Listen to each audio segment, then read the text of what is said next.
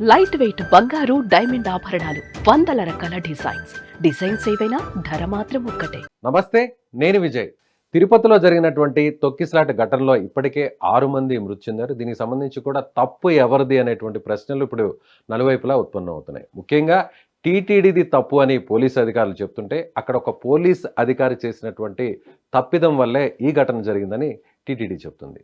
So దీని గురించి discuss చేద్దాం. మనతో పాటు ఉన్నారు మాజీ పోలీసు అధికారి, అదేవిధంగా రిటైర్డ్ ఎస్పీ సర్వేశ్వరరెడ్డి గారు. సార్ నమస్తే.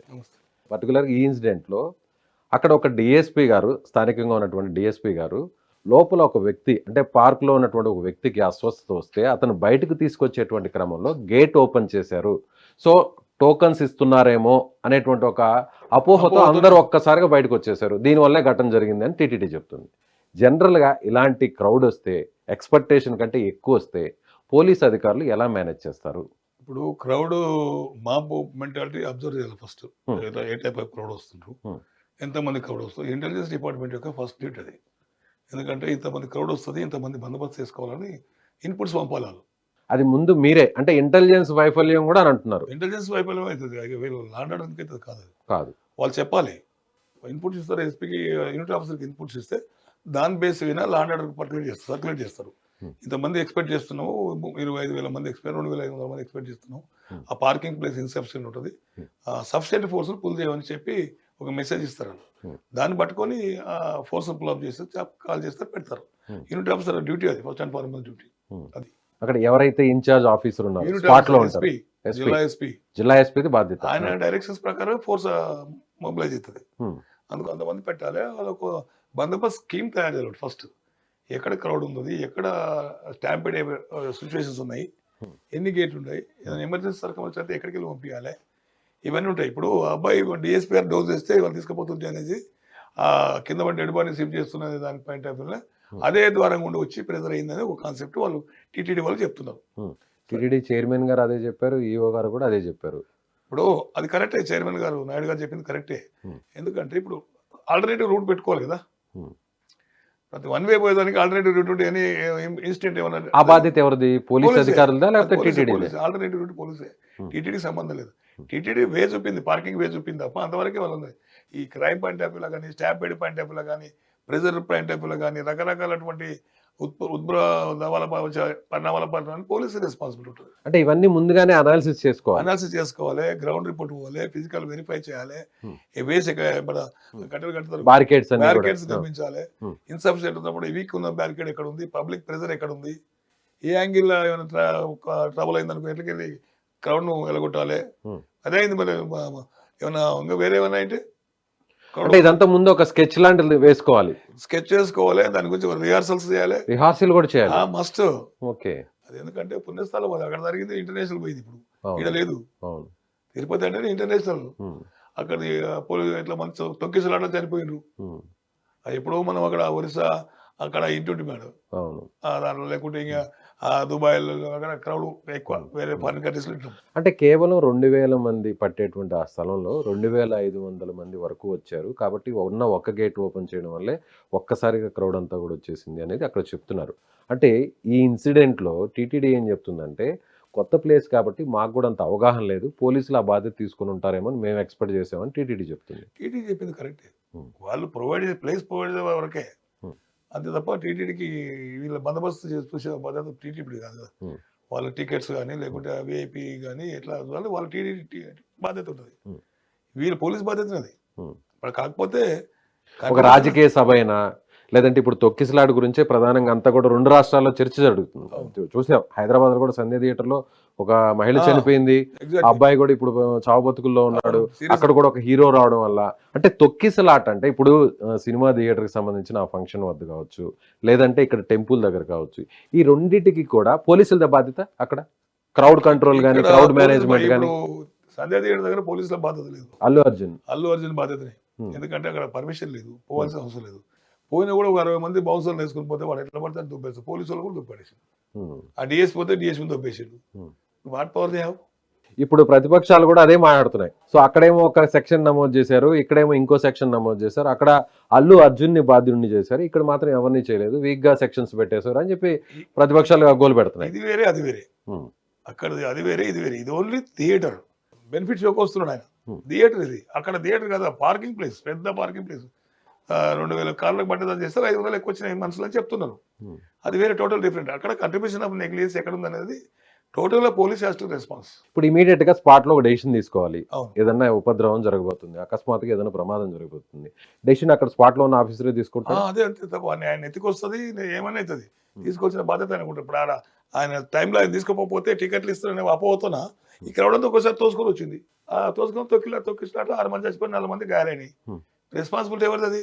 అలా అనాలోచితంగా డోర్ తెచ్చడం, అట్లా వేరే డోర్ మూసుకొని పోయేది ఉండే. తర్వాత ఇన్సఫిషియెంట్ ఫోర్స్ ఉంది అక్కడ.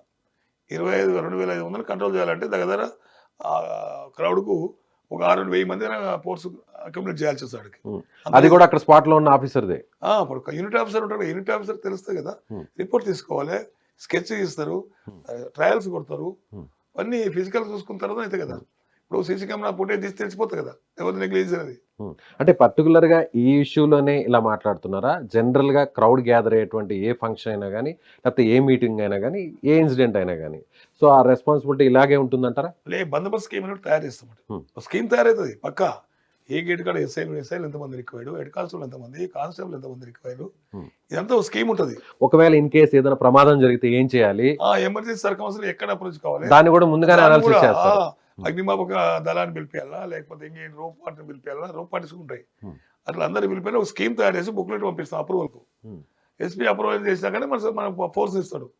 మన వాళ్ళు భయపడి కొంతమంది తక్కువ, ఎందుకు 15 మంది 5 మంది నడతారు, ఎందుకు నీకు ఇంత ఏం చేస్తున్నావు అని వర్డ్ వస్తుంది అని చెప్పేసి భయపడతారు. అట్లా భయపడకూడదు. 10 మంది పడుతూనే 40 మంది అడగాలి, ఏంది what is wrong with that. అటు ఇటువంటి జరగవు. ఏదైనా నెగ్లిజెన్స్ ఏదో జరిగిందంటే అల్టిమేట్ గా పోలీస్ హెడ్ అవుతుంది. ఇప్పుడు క్రౌడ్ మనం ఇప్పుడు పర్టికులర్ గా దీంట్లో 2,000 మంది అనుకున్నారు, 2,000 కంటే ఎక్కువ మంది వచ్చేసారు. అలా వచ్చే క్రౌడ్ ని పోలీసులు క్యాల్కులేట్ చేస్తారా జనరల్ గా ఆన్ ది స్పాట్ ఏదైనా డెసిషన్ తీసుకోవాలంటే? ఇప్పుడు 2,000 అనుకున్నప్పుడు 4,000 వస్తారని ప్రెస్యూమ్ చేయాలి, ఊహించాలి. 4,000 దగ్గర బందోబస్తు చేయాలి. అన్కంట్రోల్ మాకు కదా, వాళ్ళు ఎట్లా కంట్రోల్ చేస్తారు? ఊరికి కూడా దేశానికి కూడా వస్తారు వాళ్ళు. వాళ్ళు ఏంటంటే అర్జెంట్ గా పోయి దర్శనం తీసుకొని వెళ్ళిపోవాలి, టికెట్ కావాలని ఫోబియా. అది ప్లాన్డ్ గా తెలియదు, ఎక్కడి నుంచి వస్తున్నారో తెలియదు. సడన్ ఫోబియా అది. అది కింద పడి తొక్కి చంపుకోపోతున్నారు. అట్లయితుంది. ఆ టైంలో పోలీసులు రెస్పాన్స్ ఎలా ఉండాలి? తొక్కిసలాట జరిగే టైంలో పోలీసులు ఎలా బిహేవ్ చేస్తారు? కలెక్టివ్ రెస్పాన్సిబిలిటీ ఉండి ఇమీడియట్లీ క్రౌడ్ రాకుండా కంట్రోల్ చేయాలి ఫస్ట్. ఇది మనం మాట్లాడేంత ఈజీ కదా. ఆ టైంలో ఆ స్పాట్ లో ఉన్న ఆఫీసర్స్ డెసిషన్ తీసుకోవాలి. ఆ ఇన్ఛార్జ్ అంత దానికి అంత పెద్ద క్రౌడ్ వస్తున్నప్పుడు ఒక సూపరింటెండెంట్ పోలీసుని పెట్టాలి ఇన్ఛార్జ్ కింద. బయటకు వెళ్ళి పిలిపిస్తూ వస్తాడు, డిఐజీ అని కూడా మెసేజ్ ఇస్తే ఎస్పీ గారు కూడా వస్తాడు, ఉంటాడు. ఆ బాధ్యత ఆయన తీసుకుంటాడు. ఇప్పుడు ఎవరి బాధ్యత లేదు, ఎవరిని పట్టుకుంటారు వేసేస్తారు. ఆ డిఎస్పీ ఏం చేస్తాడు? ఒకడు ఏం చేయగలుగుతాడు? ఆయన సస్పెండ్ చేసినంత మనం చచ్చిపోయిన వదిలేసి వస్తాడా? అంతే కదా. ఎక్కడ డిఫెక్ట్ ఉంది? ఇప్పుడు స్కీమ్ తయారు చేసిందా, స్కీమ్ ఎవరు అప్రూవల్ చేసిండ్రు, యాడ్కి పోయిండ్రు, తర్వాత బ్యారికేడ్ సిస్టమ్ కరెక్ట్ ఉందా లేదా, వీక్ బ్యారికేడా, స్ట్రాంగ్ బ్యారికేడా, వాళ్ళు ఎవరు చేసిండ్రు, ఇదన్నీ పెట్టి ఫోర్స్ ఎంత రిక్వైర్ అయితే ఎంత ఇచ్చిండ్రు. రైట్ ఫ్రమ్ ది ఇంటెలిజెన్స్ కానుంటి, ఎస్పీ కానుంటి, కింది డిఎస్పీ సిఐ వరకు వస్తుంది. ఇప్పుడు ఈ ఇన్సిడెంట్ లో ఎంక్వైరీ జరుగుతుంది, ఎంక్వైరీ కమిటీని వేస్తారు. ప్రాథమికంగా ఏదో ఒక నిర్ధారణకు వస్తారు, ఒక నివేదిక ఇస్తారు, ముఖ్యమంత్రి గారు ఇచ్చారు ముఖ్యమంత్రి గారికి. సో నెక్స్ట్ ఎంక్వైరీ ఎలా ఉండబోతుంది? ఇన్వెస్టిగేషన్ ఎలా చేస్తారు? ఎక్కడి నుంచి స్టార్ట్ చేస్తారు? దీంట్లో ఇది ఆల్ సడన్ యాక్సిడెంటల్, ఇన్సిడెంటల్ కాదు, యాక్సిడెంటల్. దానికి గాడికి ఎంక్వైరీ అవుతుంది, ఎవరు నెగ్లిజెన్స్ రాస్తారు అంతే. దానికి క్రిమినల్ కేసు కట్టాల్సిన అవసరం లేదు. కంట్రిబ్యూషన్ ఆఫ్ నెగ్లిజెన్స్ కాదు, అది సడన్ ప్రొవొకేషన్.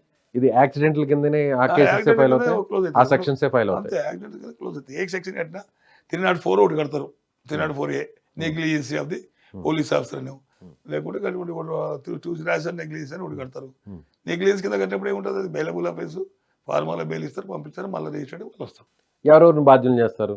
నన్ను అడిగితే right from CI to up to last వరకు బాధ్యులు కావాలి. ఒకరిద్దరు పై వరకు ఉంటారు. యూనిట్ ఆఫీసర్ కి వేరే రెస్పాన్సిబిలిటీ యూనిట్ ఆఫీసర్ అండి. ఆయన తీసుకోవాలా, ఎవరిని డ్రాప్ చేసిండ్రు, ఎంతమంది రిక్వైర్డ్, ఇన్సిడెంట్ జరగడం కానీ ఇన్సిడెంట్ కానీ అక్కడ హ్యూమానిటీ ఉంది. అక్కడ డిఎస్పీతోనే హ్యూమానిటీ ఉంది. బట్ చనిపోతున్నారు, లిఫ్ట్ చేసిండు, తీసుకెళ్ళేటప్పుడు వెనక ఉన్న ఆఫీసర్ సడన్ గా డోర్ మోయాలి కదా. అవును, మనతో దృక్పథంతో డిఎస్పీ ఎత్తుకపోతున్నాడు, మళ్ళీ ఆయన రెస్పాన్స్ అయితే కాడు. ఇమీడియట్లీ వెనక ఉన్న ఆఫీసర్ అక్కడ కానీ ఇన్ఛార్జ్ ఆఫీసర్ చూసుకొని ఆయన వచ్చాడు, లేవాడు, పంపించాడు, కట్టాలి, ఆపాలి. ఆపితే ఆగి ఉండొచ్చు అనేది మన ప్రిజం. అంతే. ఆగుతుందా దొక్కుని పోతారా సెకండ్ ఆస్పెక్ట్. ఇన్సఫిషియెంట్ ఫోర్స్ ఉంది ఇక్కడ. టైమ్లీ యాక్షన్ కరెక్ట్ లేవు. Hmm. తర్వాత ఫోర్స్లో మరి అందరూ వచ్చేటి ఇది కాదు, Hmm.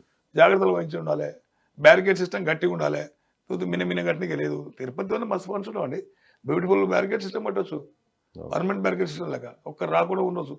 కానీ జరిగింది దురదృష్టకరం. వాళ్ళందరూ చనిపోయారు. వాళ్ళ ఆత్మలకు వెంకటేశ్వర స్వామి మనశ్శాంతి కలిగించాలని కోరుకుంటున్నాను. థ్యాంక్ యూ సార్, చాలా ఇన్ఫర్మేషన్ ఇచ్చారు. Thank you so much.